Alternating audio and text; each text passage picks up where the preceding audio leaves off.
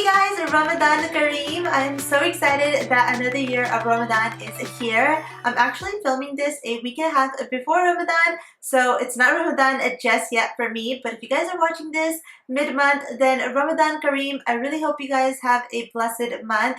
I'm doing a 4-part Ramadan series here on my YouTube channel that I'm really excited about. I'm going to do a little Eid lookbook, some iftar and suhoor meal prep ideas, and a lot more. So come back to check that out. But in this video, I'm going to share with you guys 5 ways to prepare for Ramadan. And I'm so excited because I've been doing these things for 4 years now, and I can truly say it has changed the quality of my Ramadan. So the first and the most important prep for Ramadan is to find significance and purpose behind fasting. I find this helps tremendously when it comes to making a connection between your actions and your intentions. What I like to do 3 to 4 days before Ramadan starts is to start listening to a few podcasts or some lectures, anything that's going to help remind me kind of the benefits of Ramadan, the purpose behind it, like why we do it, some history, some Quranic verses, anything like that that's really going to inspire me, get me in the mood. So that is my tip number 1, but something that kind of goes hand in hand with that, and I'm going to make that my second prep, is to set intentions. So I'm sure all of you guys know that intentions are huge in Islam, and a lot of our actions and our deeds are judged and based off of that. So usually my go-to intention for the month of Ramadan is this hadith that I'm going to put up here on the screen. I'm sure this is everyone's intentions, as I think it should be, but it's just a really good way to remind myself this is why I'm fasting, and I'm going to make this intention every single day, so I really should be implementing and acting upon it. The third thing that I do every single Ramadan is set ibadah goals, and I love to do this one because this is what changes year after year. But what I like to do is set 2 types of goals. One are my daily goals that I like to hit every single day, and they won't stress me out. They're just minor things that are bare minimum. Like, these are the bare minimum things that I want to get done in the day. Then on the other side, I have long-term, more bigger goals that I want to achieve by the end of the month. So this is the bigger picture, and this is what I'm trying to really attain out of the month. Some examples I have here is like finishing the Quran in the entire month. I try to set this goal every single year, but sometimes I make it, sometimes I don't.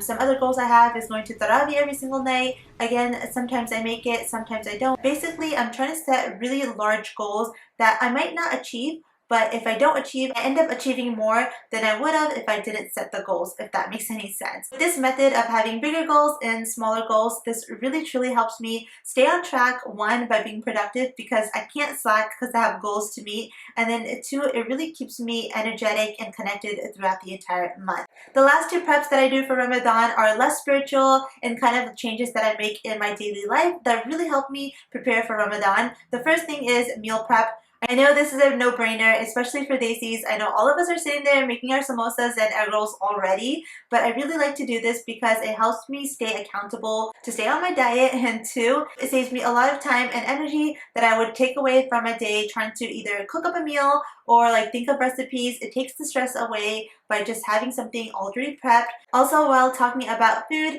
and meal prepping, what I like to do about a week before Ramadan starts is to start cutting down on my calories so I can really ease in to Ramadan and I don't have like a sudden crash because I'm eating so much less. So about probably like 5 to 6 days before Ramadan, I start to either cut out some carbs or I'll start to eat 1 less meal. And it really helps to ease the transition into Ramadan when you go from eating 4 to 5 times a day and a million snacks to down to 1 meal. So that's one thing. If you're watching this before Ramadan starts, maybe start 4 to 5 days before or even 3 days before. I find that it really helps me stabilize my metabolism and my appetite.